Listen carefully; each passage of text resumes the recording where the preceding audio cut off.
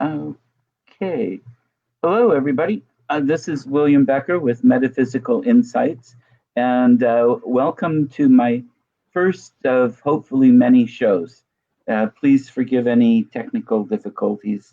I'm still figuring this stuff out. Ask anybody who knows me well. The techie end of things is not my strong point.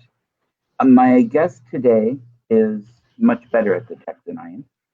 He's Mr. David Cook from, well, London area. And David has his own radio show on, it's the Ghostly Hour on KROC. Did I say it right? KCOR. Okay, so there's the dyslexia coming in early, and it's okay. And he also has his own research team, Essex Ghost Hunters, which he is proudly wearing right there. Ghost Investigations, excuse me. And he's been a good friend for a long time, and we've done some exploring together and had some fun. I've also been on his shows quite a bit. We're going to talk. No, we'll talk about a lot of stuff. We usually ramble all over the place when we're talking, but the purpose of this show is to explore a lot of different areas, paranormal, but also trying to connect into it a metaphysical aspect, a spiritual aspect, if the topic can do that. I'll have a variety of people coming on over time, and the exact time and days may vary because I'll have people from the States and from the UK and from Turkey and who knows where else. I know people all over, so it'll be kind of a varied audience, and we'll have to adjust things accordingly for people's schedules. But anyway, after that long rambling introduction, welcome, David. How are you? Hello, William, and congratulations on your new show. Thank you. And thanks to Ms. Vivian Powell for putting up this platform so we can do this. So, you got to love Viv. Oh, yeah, absolutely. And plague permitting, she'll be here in November, and I'm looking forward to it. So since I didn't get over your way this year, stupid viruses, but you just received an award. You want to tell us a little bit about that? Get started on everything? What it is, I'm a member of a group called Argyle Ghost Guides on Facebook. And somehow, I really don't know how it happened, I got voted Member of the Month. Like I say, I think it's because I just basically trolled the page with my show and everything else. So yeah, I got this lovely certificate from him. It's really nice. So I shall put that with my other one from David Young when I was on his show. And I got this strange little debugging device. So I thought with my parabolic dish, with my thermal imaging camera, and our debugging device, I think I'm going to go into the spy game. I like that. Now beware of men in black SUVs. They've invaded my town. We've got federal forces taking people off the streets, basically, in Portland for protesting. It's a different version of metaphysical, I guess. Anyway, we won't go there. It's not a political thing. But I could maybe use a copy of that debugger, especially after this show. Well, I'm not going to ask you. Oh, go ahead. Go ahead. I was going to say, you know what they say? Because it's from Wish. So it says Ghost Finder on it. Uh-huh. So you get what you pay for, folks. Remember that. If it's from Wish, good luck. It's probably sending all of the governments your video and audio. Is probably a bug for you.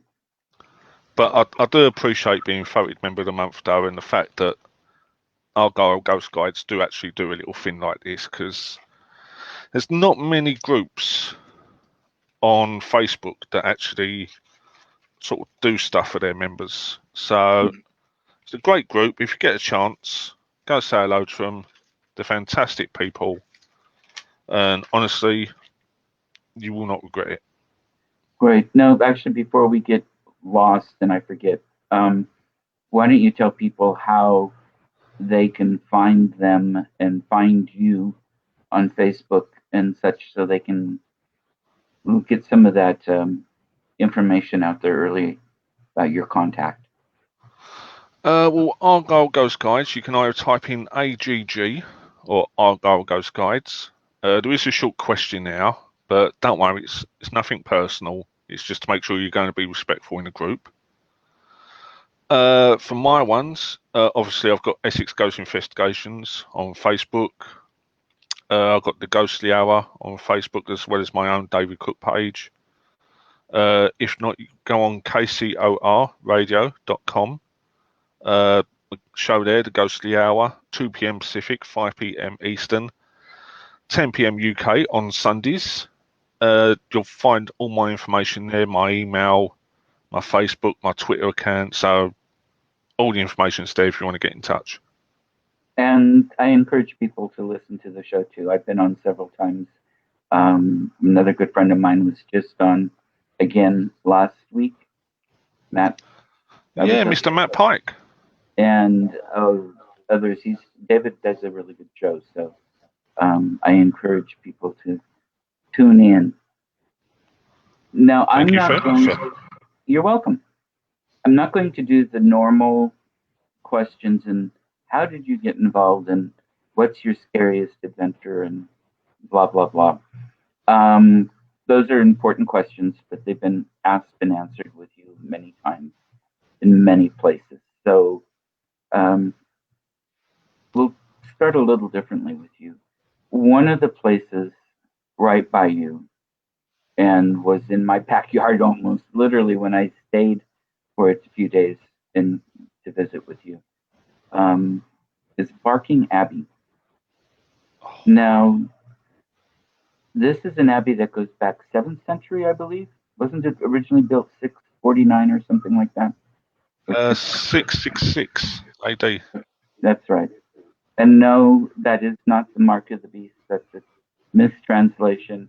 And no, technically, it is the mark of the beast, but the beast is not the devil. The beast is Emperor Nero, because he was called the Beastly Emperor. Okay. And that so makes technically, sense. Yeah. But also, I've heard from the scholars that the number is actually translates really into like 649 or something. 616, depending on how you spell Nero. Okay. And yeah, that's what it is. So, see, good knowledge. But this is a place, and I found that, I mean, this goes back to Anglo-Saxon times, early Anglo-Saxon times. 7th century, this is only 200 years after the Romans left and collapsed into the, quote, Dark Ages, which were actually very light and full of creativity and art and spirituality, but also a return to paganism. And have you felt, or have you seen, or has your research at this place come up with anything pre-Christian? And I ask this because so often these early sites were placed on sites that were already places of worship for hundreds or thousands of years before. At the moment, I haven't been able to go past what the history books are telling us. It is a shame because the area itself must have been invaded so many times because it's just off the River Thames. Right. And obviously being one of the main routes towards London, it does make me wonder how many have stopped there before the Abbey was even built. So Right. sadly, at the moment, I can't get past when it was first built because I can't seem to find any records anywhere. That's interesting. There's usually a reason why they put the investment of an abbey into a place, and especially that early on. Somebody was giving something to somebody, buying their way into heaven as part of it, all the rest of it. But can you feel, even from a more of a spiritual perspective,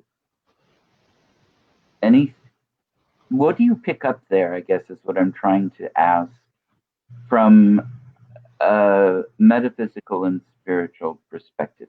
I know that's not always the focus of your investigation, but I also know that that's something that comes through to you. David is a very talented medium and all kinds of things too. So No, every time I go there, and I mean every time, it always feels different somehow. mhm. I don't know what it is. It's hard to explain. If you've ever been to a place over and over again, and you get different feelings, then you'll sort of understand what I'm trying to say. Right. But it's always so peaceful there. It's always so calming. Mm-hmm. And what with, 'cause sometimes I go there when my head's spinning, just to try and think and just to try and relax. And I always manage to come away with an answer somehow. Mm-hmm. I don't know what it is, but also as well, with looking into the family tree and finding out my connection to the Abbey, Right. it's just took on a whole different type of meaning now. Right. So I think that's where I get the feeling of I actually belong there, and now I can understand why. So it is such a lovely place just to go, sit, block out the rest of the world, just let them get on with it, and just travel back in time. I like that. I really do. And it's a large space, and a lot of it's the park. I mean, you have people walking and riding bikes and laying in the sun and playing frisbee and playing with their kids. And I mean, there's so much going on there today of just relaxation and enjoying friends and family. And well, I don't know about right now with the virus, but when I was there, it was wonderful. And actually, there was so much else going on, and we tuned in to some of the paranormal pieces that were there and what I could pick up and everything. And to be honest, I do this so much, I always have to go through notes to remember what all I get in a place. And I know we got things there, but there's also just that relaxation and enjoyment that it's easy to forget. Oh, let's see what's underneath all of this. Well, I know it was built by St. Erkenwald Okay. for his sister, St. Ethelberga. Okay. I mean, that's brotherly love right there, isn't it? Yeah. Now, is she Building a related whole to? abbey. No, Ethelberger. I mean, that's was she related to Ethelrod? I don't think so. I've not been able to find anything to say they are. Okay, because it's close. And, Well, now they've got their own separate churches mhm. within the Barking area, Right. and from what I can remember, the tombs are still there. They're Even still in the grounds. wow, even after the monasteries were Yeah, destroyed. they're not marked, Okay. so I think unless you actually look through reference books and things like this, you're not going to know they're still there. Now, were they inside the original churches? Because a Those lot of inside the original abbey, yeah. yeah, because those people like that were often buried by the altar or something. As it goes, when I went there with a group of friends of mine, because I went Hmm. there to do like a little tour with them, show them around, see what they pick up on and things like this. Hmm. I actually showed them where the tombs were, Oh, cool. and I said that I could actually see an altar at the back with the curtains draped down. There was a table with like a massive cross on it. Hmm. That was central. And then there'd like candles on the sides. And yeah, it was a fantastic night. Police showed up as well. Uh-oh. No, one of them was really nice about it. The other one, I think, was a bit skeptical. He wasn't sure what to make of things. Right. But he saw the torch, so he come over, wanted to know what was going on. Mm-hmm. So I said, "Oh, sorry about it." So I said, "Like, I'm just doing a quick ghost tour," because I said, "Like, I'm Essex Ghost Investigations," and so I had this on at the time. Uh-huh. So I said, "I'm just doing like a tour and pointing things out and seeing what they see." So, "Oh, what have you picked up on then?" Cool. And we was actually standing by the tombs when he said this. Uh-huh. So I gave him a quick history lesson, Uh-huh. and I said about what I saw. He said, "Oh, what? Like an altar?" I'm like, "Yeah, that's it, exactly."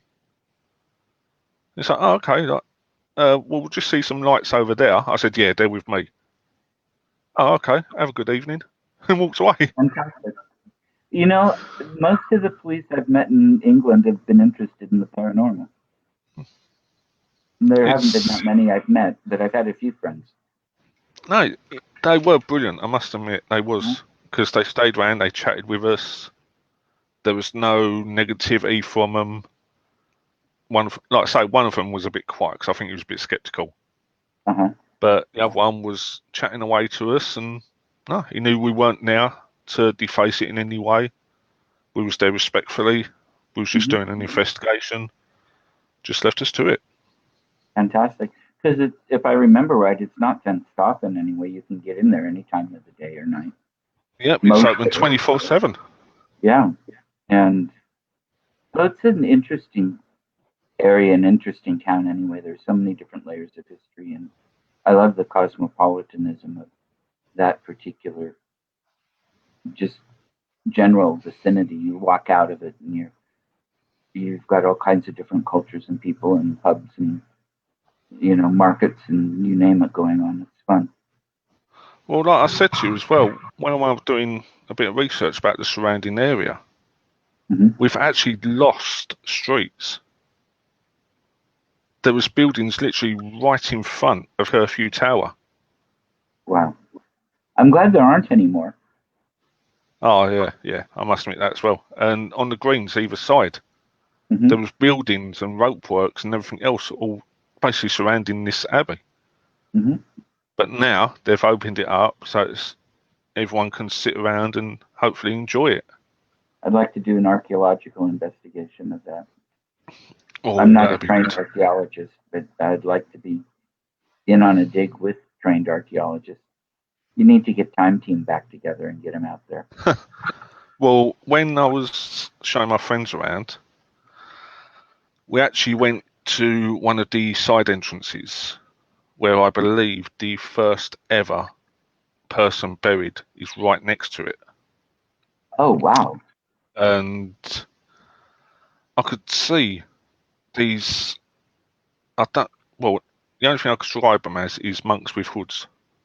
Mm-hmm. And I could see them walking into the church. Right. Then, as we was walking away, I stopped and I said to my friends, "Can you hear that?" They're like, "Hear what?" I said, "Chanting." I said, "But it's not in English. It sounds like it's in Latin." Yeah, it would have been. And so they're like, "No, I can't hear it." I'm like, "Seriously, I can hear chanting." Uh-huh. And I done a Facebook Live there from Halloween because I thought Halloween perfect chance to go and do a Facebook Live from somewhere in my area that's Right. historically got a load of spiritual activity. Right. So I went there, went to the door, and I did ask, "Is what I saw correct?" And in a high-pitched female voice, I heard yes. Now, this was through a spirit box, and I'll be honest with you, folks, when it comes to spirit boxes, I'm on the fence.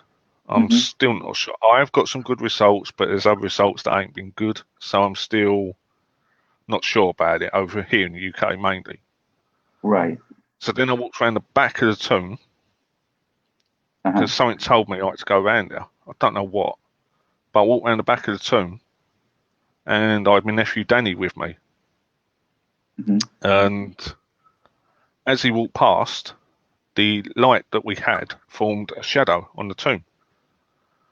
So I turned around and said, before anyone says anything, I said, that shadow is my nephew Danny. I said, so I don't want any messages saying I just saw a shadow. Right. Next thing you know, on the spirit box, it seemed to repeat what I said, but in more of a female voice.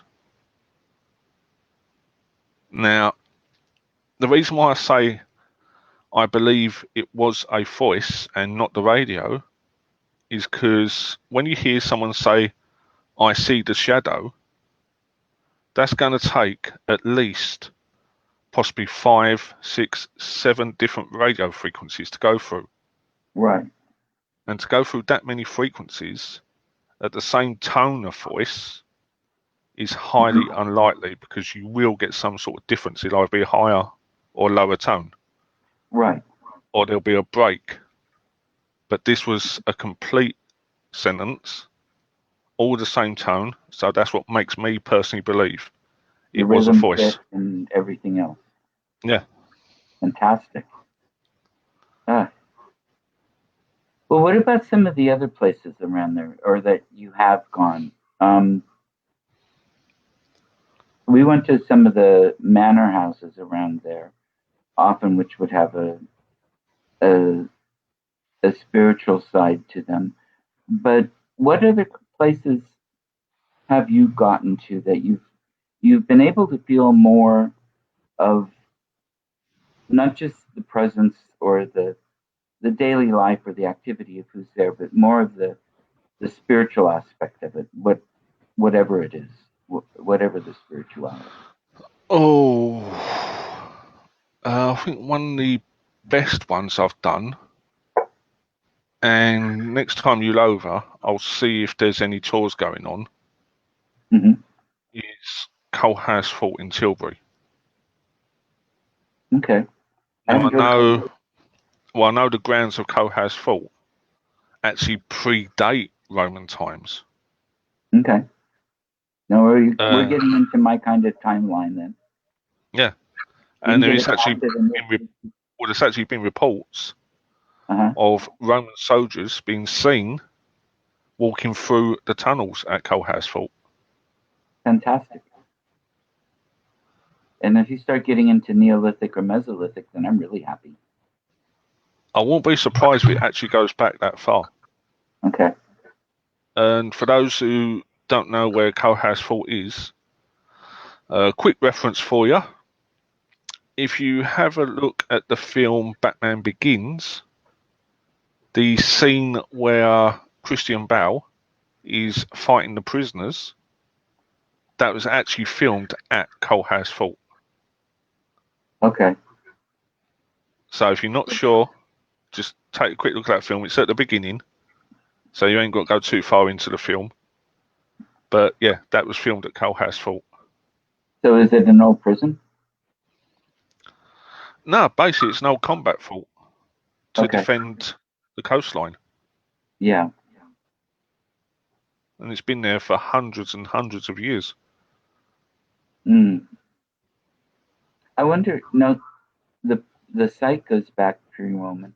There's a bit. Do you know what the date of that particular building is? Is that Neapolitanic Wars? If I said that correctly, my mouth doesn't always work.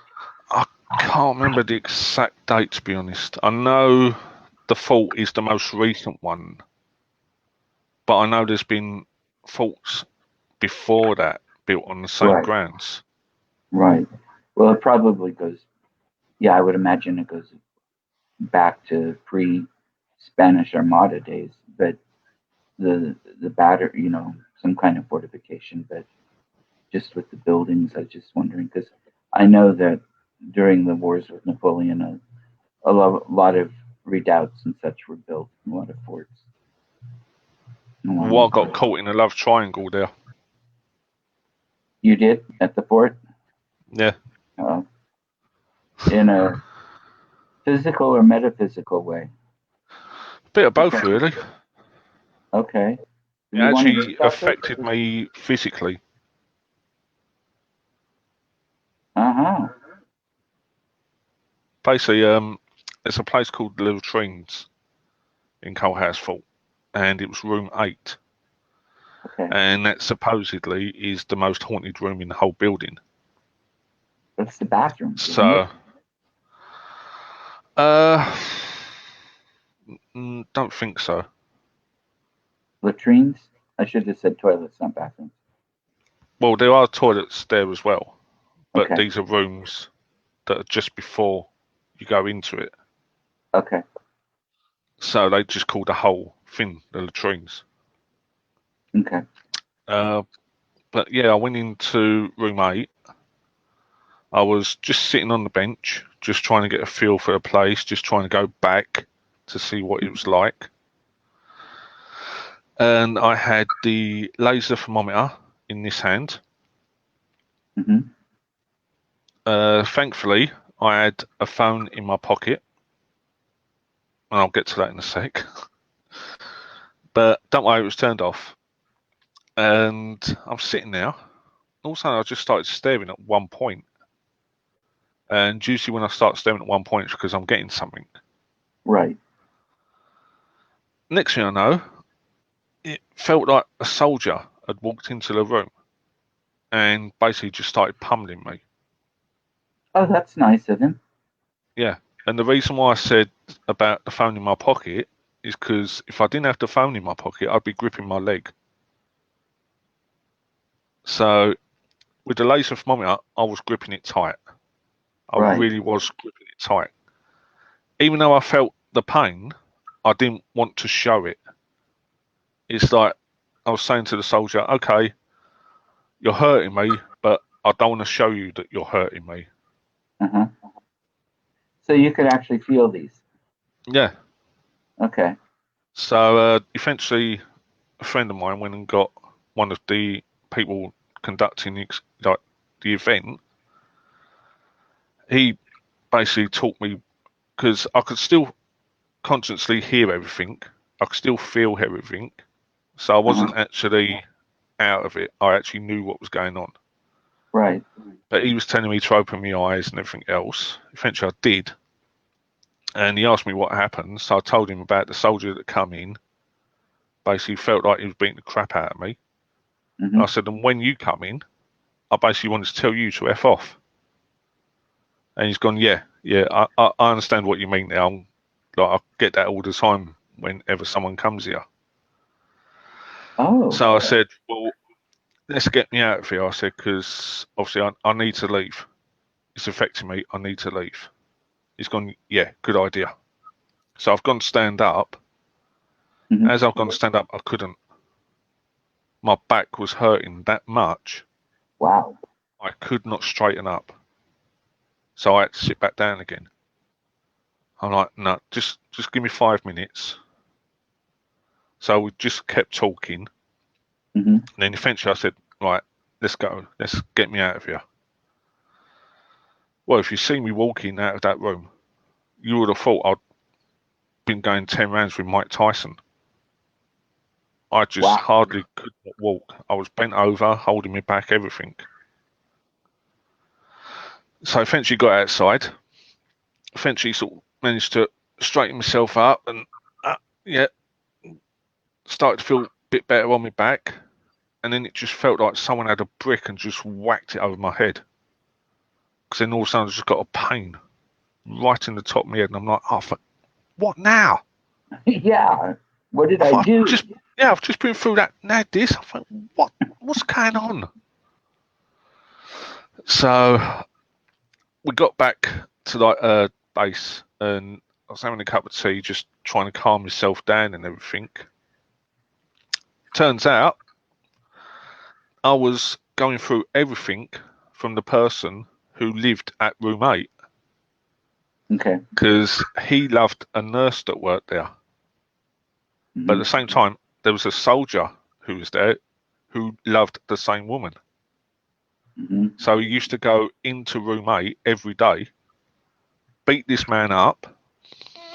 Eventually, the bloke went to a hospital, which was just across the courtyard. at Coalhouse Fort. Uh-huh. As soon as the soldier found out the man was starting to get better, he's gone to the hospital, got the man, threw him out the window. He landed head first on the ground and died.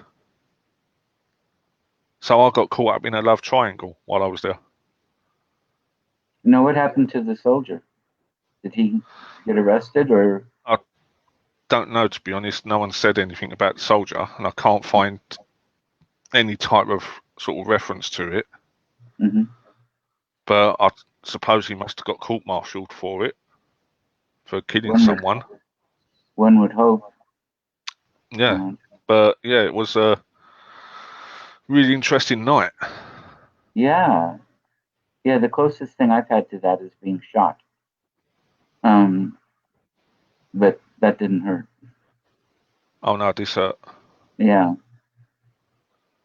Now, did it hurt for long? Or once it was away, it was away? Well, once I was outside, the back pain went within sort of 5 to 10 minutes. Okay. Once I was away from the area, the head pain only lasted a few minutes. So it was more like an empathetic feeling of the guy than physical. Yeah, it's like the guy was just putting me through everything that he went through because he wanted the story told. Right. Right. There are easier ways to tell the story, guys. Yeah, please. Yeah. Just tell us, we can hear you. Uh-huh. You don't need to actually make us go through it. We can hear Yeah, you. you can show us, you can tell us either way. Yeah. Well, what about the place where we actually met? Cressing Temple Barns, Knights Templar. Oh, that was an absolutely fantastic place. Mm-hmm. I absolutely loved it there. Got caught up in a bit of a love story there as well. Mm-hmm. I think I actually met David, the spirit from John Blackburn's painting. Oh, really? Even though I've got to be honest, David is a lovely character. He has been through a lot, bless him, but he is a lovely character. But I think on this night, he was being a little bit mischievous. Because it was the nighttime investigation at Paraforce. And I was with Spectre Ghost Seekers at the time. We was doing it together. Right. And I swear, in the corner of the room, there was a shadow. And it seemed mischievous. It didn't seem evil. Didn't seem like it wanted to hurt anyone. No, it was there's just absolutely nothing evil there. No, it was just mischievous. It was going to play jokes on you. Now, was that in the manor house or in one of the barns? No, it was in one of the barns. Mm-hmm. It's where John Blackburn actually done his talk and done his experiment the following day. Mm-hmm. So that's what made me think it was David. The one where you open the trapdoor on the floor and there's a Roman road underneath it. Yeah. You can reach in and touch it. Well, I never actually got to that part. I never actually went into the basement like you did. No, in that barn that you're talking about. Ah, no, we didn't actually go down there. Well, no, just in the area where you were talking. You know where the presentations are? Yeah. In the barn where you had that presentation? Yeah. There's a little trapdoor on the floor. And you just open it and down about as far as the surface of the Roman road. Oh, no, we never opened the trapdoor, to be honest. Mm-hmm. Oh, I did that before everybody got there. I had it pointed out to me beforehand. Nice. Yeah, it was great. So they didn't make that part of presentations. There may have been some introduction about it or something. I don't know, but and I didn't get in there much. I spent most of my investigation part in the manor house, and then back at the hotel was, I think, basically a cocktail party going on in the lounge. No, I Oh, actually went into the manor house part towards the end of the investigation. mhm. I've got notes on it somewhere. I think it's in one of my diaries because I wanted to write it down so I didn't forget.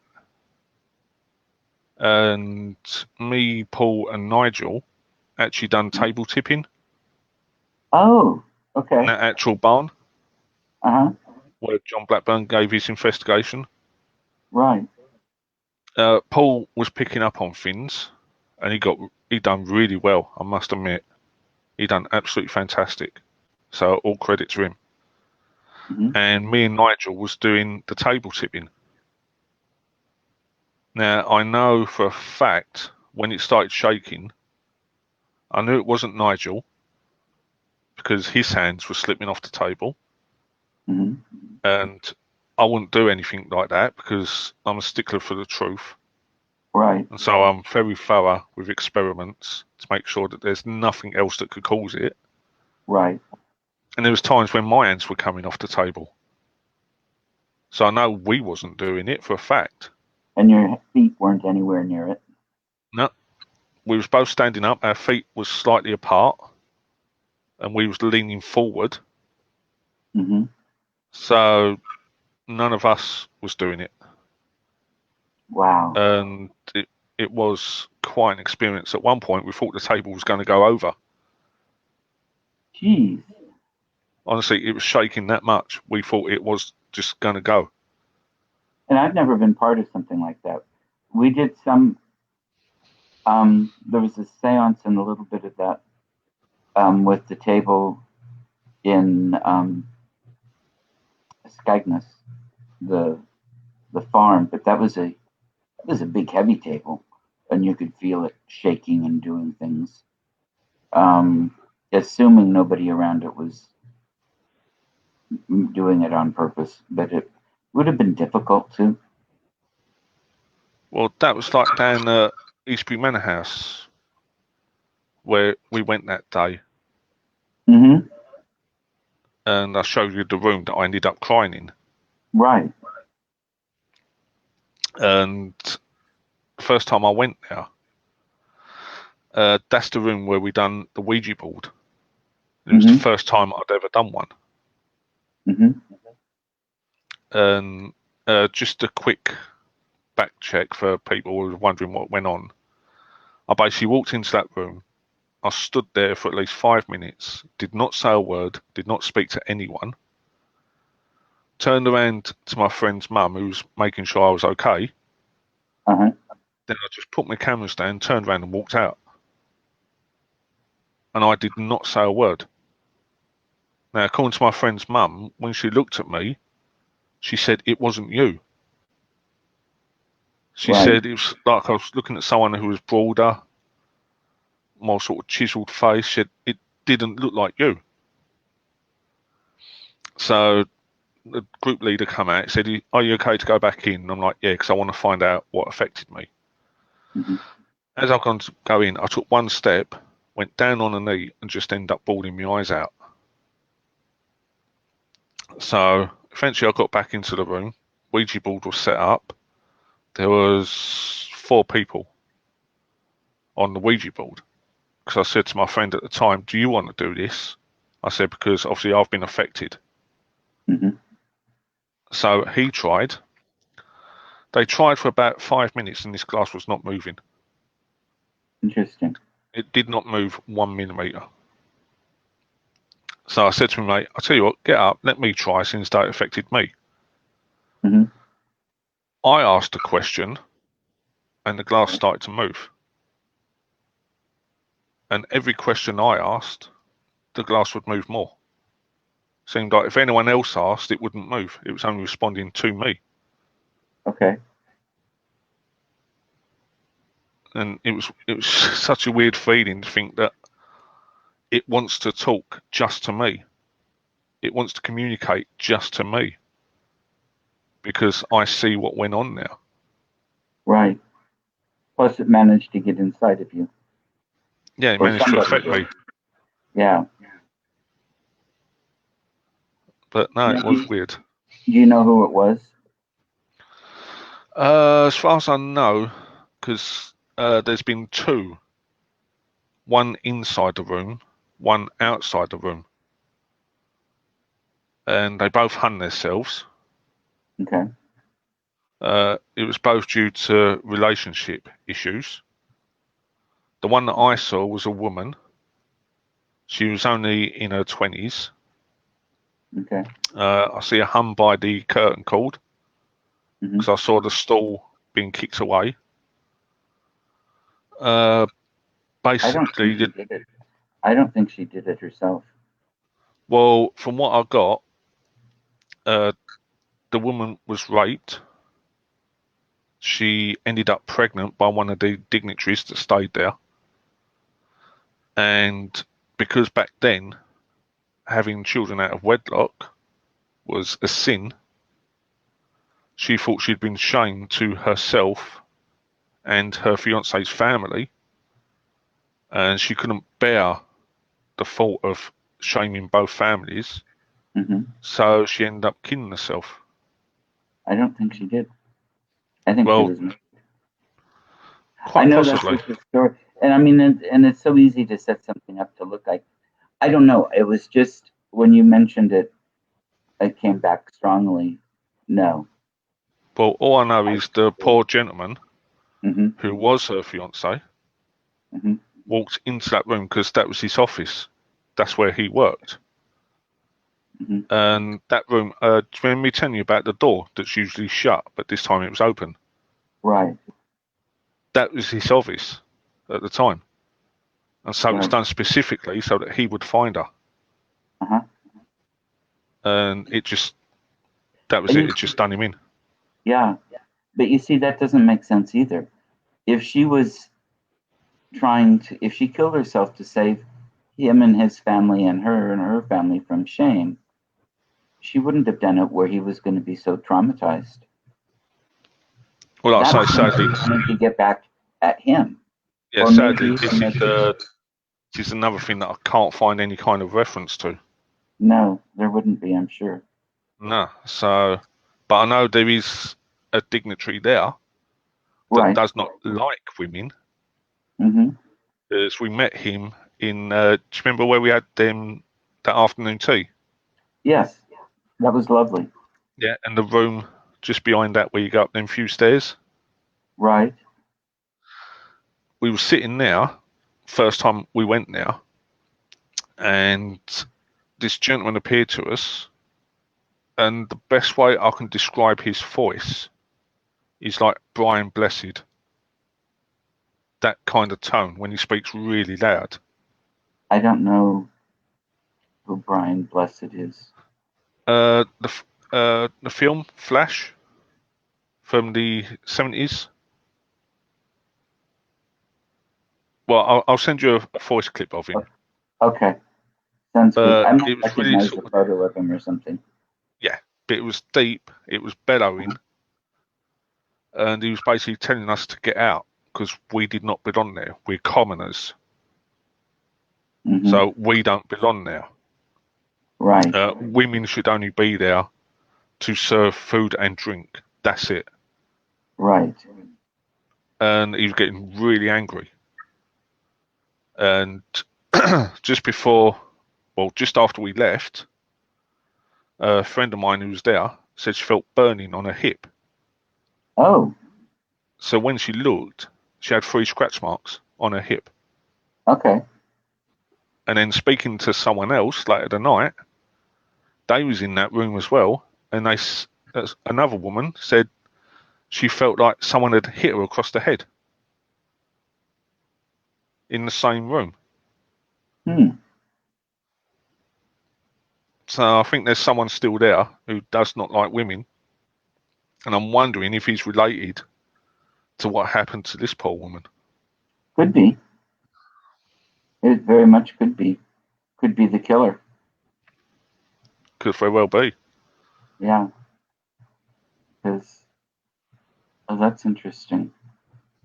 Yeah, I don't have the physical so much, which I'm quite grateful for. They don't need to get me to show me the picture. Well, I've got to admit, the second time I went there, this was when I had to give the message to the fiance about what happened. Mm-hmm. And I got to admit, it did annoy me a bit, because every time I tried to go into the room, I couldn't. I ended up crying. As soon as I went through that door frame, that was it. I was crying. Mm-hmm. It took me about 4 or 5 attempts to get into this room. Now, this is the bit that annoyed me. By the time I got into the room, there was so many people in there. It was more than there should have been. It should have been Right. just my group.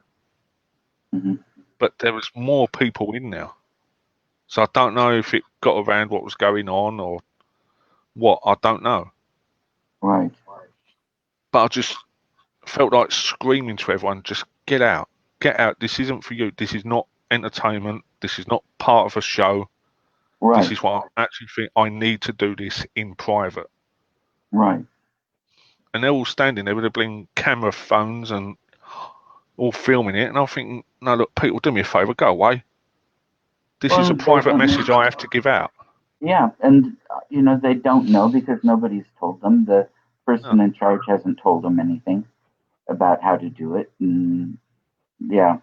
Well, I sort of compromised. I said to the spirit, just ignore everyone here. I said, just ignore what they're doing. I said, because this is a message just for you. I said, so please just ignore everyone. Just ignore what they're doing. Mm-hmm. But yeah, I still had to fight back the tears when I was sending the message. Yeah. Mm. It makes it exciting, I guess. It does, but it takes a lot out of you. Yeah, it does. Um, like I say, I'm just I can feel emotion and different things, obviously, but not to the point where it's that overwhelming.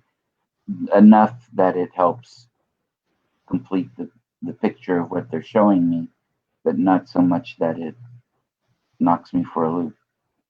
And I like it that way. Now, I think I open myself up too much sometimes. Mm-hmm. I start to get the feeling and then I go with it. I want to see where it leads me. Right. So I think I need to sort of back off a bit when I go and do these and just get the story and try and piece it all together rather than get fully involved, where it Well, takes me 2 or 3 days to get my energy back. quit letting people inside your body and inside your psyche. And, I've got the perfect person to take with me then.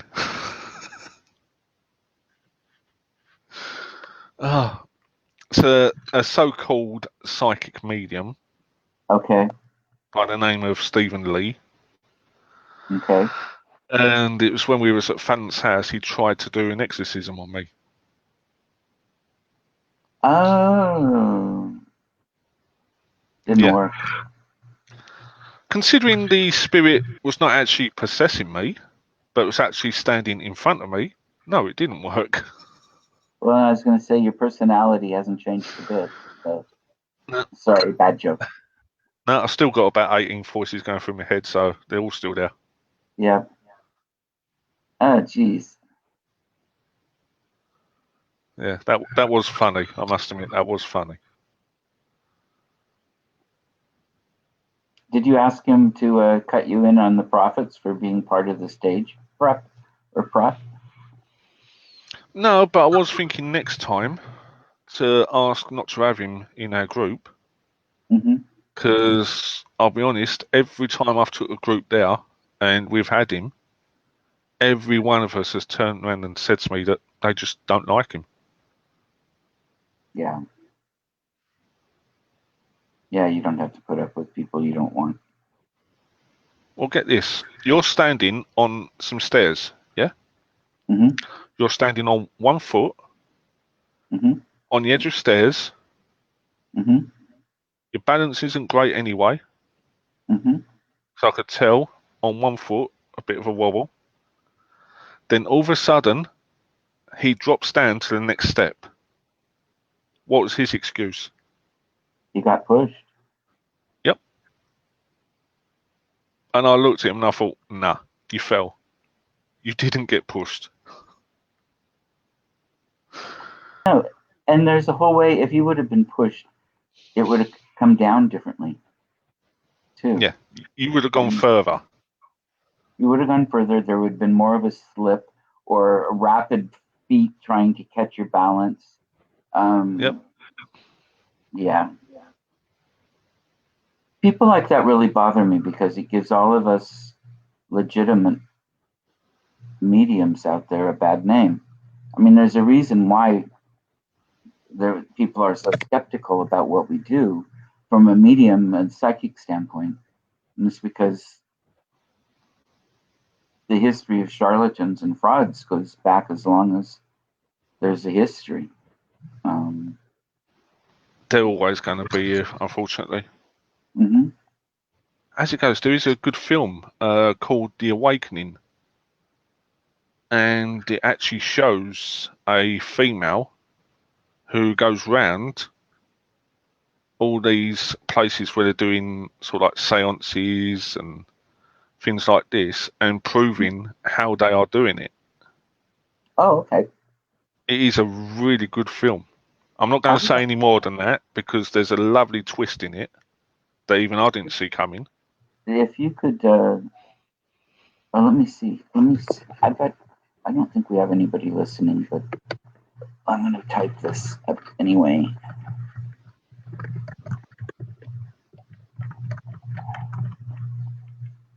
Okay. Name of the film, because I want to see if I can find it. Honestly, it's a fantastic film. Excellent. It's not a scary type film. It's a more psychological type film. Mm-hmm. Well, and if they're going in debunking and showing the way things are done, yeah, I like that. Well, you'll love the date as well because it was set, I think, about 1920s, 1930s. Ah, I like the Rolls Royces at that period, at least. So it is an absolutely fantastic film, really well written. Excellent. Okay, I'll have to see if I can find it online. But, well, let's see. Where are we time-wise? We've got a few minutes left. Is there anything in particular that you would like to get out in the 7.5 minutes we have left? Well, what I'd like to say to the people just starting off, I've done a Facebook Live going over equipment, the pros and cons. Mm-hmm. So if you're not sure about anything, if you want to check that out and then make a decision from that. To anyone interested, I'd say, first of all, find out what you want to do. If you want to be an investigator or a hunter. If you want to be a hunter, how do you describe the differences in that? Well, to me, an investigator doesn't just go on or go to a building, find out what spirits are there, and then try and get hit or scratched and then leave. Mm-hmm. An investigator goes there with the intention of finding out who is there, finding out why they are there, Mm-hmm. then seeing if they can help, and then going back afterwards doing research so that next time they go back, if they couldn't help the first time, perhaps they can help this time. Okay. To me, a hunter is basically what it says. They're going out, hunting ghosts, getting the wrong results by getting scratched, by getting hit, whatever, and then just leaving it there and just like not doing anything else. More like a thrill-seeking type of a thing. Yeah. Okay. Mm-hmm. So I can say, oh yeah, I got scratched by a ghost. Yeah, so? Yeah, so you done it the wrong way. You got what you wanted, but you done it the wrong way. Good luck to you. How do you know it was even the ghost that did it and not yourself scratching it subconsciously, or you backed into a doorpost, or there's so many ways. So I'd say if you want to be a ghost hunter, stick to public events. If you want to do the actual investigation side of things, try and find a local group who you can go with. and that you can Uh, trust. There's a yeah, lot of variety, and sometimes there's ego. There's a lot of ignorance. There are a lot of really good people, but make sure that you're connecting with good, reliable, trustworthy people. Otherwise, your name gets associated with the wrong people, and you're not welcome anywhere because of who you're associated with. So, exactly. yeah. And also, don't just seek advice from one person, because we all do things differently. We've all got different ways that we're developing on investigations. 'Cause I'm personally now going down more the heat, light, and chemical side, Hmm. thanks to one Mr. Albert Einstein. Okay. So I'm sort of trying to stay away from traditional electromagnetic field side, Uh-huh. and I'm trying to look at a different kind of energy now. Now, how is he involved in this? Because he was involved, actually, he was interested in paranormal, if I remember right. Well, when it comes to thermodynamics, Hmm. they proved that the first law says that ghosts don't exist by saying energy can either be created nor destroyed. Right, My issue with that is we don't really know what kind of energy spirits are. right. We was basically told when this first started that it's electromagnetic energy, and Hmm. so as far as we know, that's what we've been told. Okay, But Einstein come up with energy may not be able to be created nor destroyed, but it can transform into right. heat, light, and chemical energy. So that's Exactly. why I think that's a good point, because we don't really know what kind of energy we're looking for. We've Right. got all this equipment that looks for electromagnetic energy, but the Earth gives off its own electromagnetic field. So how do we know that spikes we're getting is not spikes in the Earth's natural electromagnetic field? Or from the atmosphere, or from the sun. Yeah. Hmm. So I'm thinking, well, because of that, there's so many variables that causes EMF. Let's try and go down a different avenue. Hmm. Let's try and look for heat energy. Let's try and look for light energy. Let's try and look for more frequency than energy. Okay, So I'm trying to take it down a different avenue now. that's fascinating. Yeah, I like that. That's interesting. Um, EMFs show that there's a spike in energy. There's an abnormality. It's all it shows. It doesn't give any indication of what it is. You need No, so many other pieces to go along with that, unless you can use like a K2 meter where you're consistently getting appropriate answers to questions that aren't coincidental. You can say light up to here for this, and then okay, for this one light up for here, or flash how many times, or something where it has to be tied to a direct response and um, question and response type of an but attitude. once again, that can be influenced as well, Hmm. as found out at Fan's house, because if you've got someone using a phone that's nearby, I mean, it must have been a good, 10 feet away, something Hmm. like that. Because he was using it as a voice recorder, it still picked up on a K2 meter when the battery was decharging. Oh, interesting. But the K2 meter wouldn't be specifically answering questions with a variety of different ways to answer. Well, we was asking it to go to a certain light, Hmm. and it did. We was But asking it to light up, and it was responding, but it wasn't until we got back that we realised it was my mate's phone. okay, but if you would say light up one light for this, and then the next question is light up 3 lights or light up 5 lights or something where it was inconsistent. I mean, so that the device, the answers would be specific. Does that make sense? Yeah. No, I'd say the best way to do that is basically lock it off, perhaps with a camera pointing to it that's at a good distance. Right. And do it that way. Don't have anyone standing around it whatsoever. Yeah. No, I agree with you. I agree. There's so many things. And sometimes somebody's voice recorder may send those signals where somebody else's doesn't. Or the Basically, camera does. any kind of energy source can start it off. Mm-hmm. Even a video camera battery can start it off. Yeah, that makes sense. But they don't always, and so it's inconsistent. You can't even come across and say this will always happen this way, so you can automatically discount this all the time. You have to look at so many pieces, but it's good. You keep your recording devices away from the measurement devices. Even kitchen appliances turning on and off can start it off as well.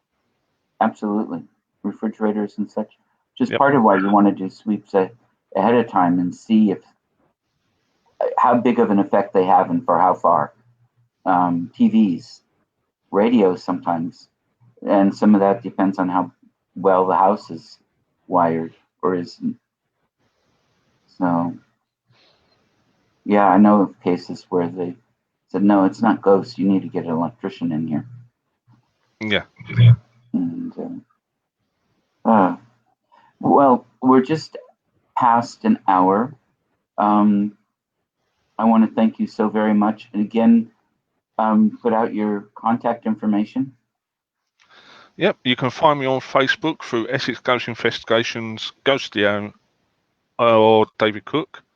Or you can go to www.kcorradio.com, go on the Ghostly Hour, and all my details are there, all my social media, email. So you've got loads of ways to get in touch. Great. Well, David Cook, thank you so much for being my first guest. The trial, you're the experiment. And we got through with no hitches. Yes, I think so. I mean, it says it's been recording and everything, or broadcasting. We'll see if I can manage the next step. We'll see everybody in a couple weeks, I hope. I'll broadcast out what's going on where. And David, thank you again. Thank you, sir.